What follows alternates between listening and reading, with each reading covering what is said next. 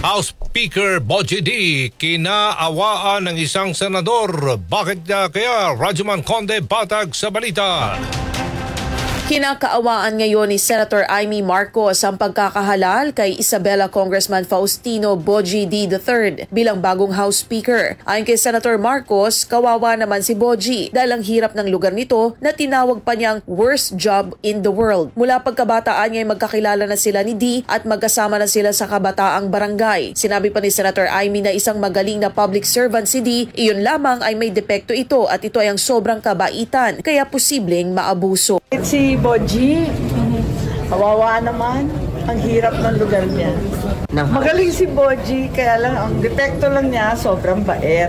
Yun na nga, marami talagang magpapalusot, maraming magdidemand. Ako, apakahirap ng sitwasyon niya. Arguably the worst job in the world.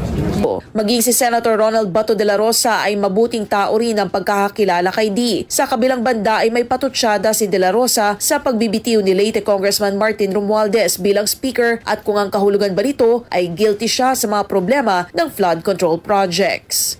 Ano ba siya? Bumaba? Nag-resign siya, sir. Resign siya? Yes, sir. Is that a sign of guilt? Bakit siya nag-resign? Ha? Sign of guilt ba yun? About the accusation? About the problema natin sa flood control? I don't know kung anong bakit siya nag-resign. Kasama mo sa DZXL RMN Manila, Rajuman Conde Batag, Tatak, RMN.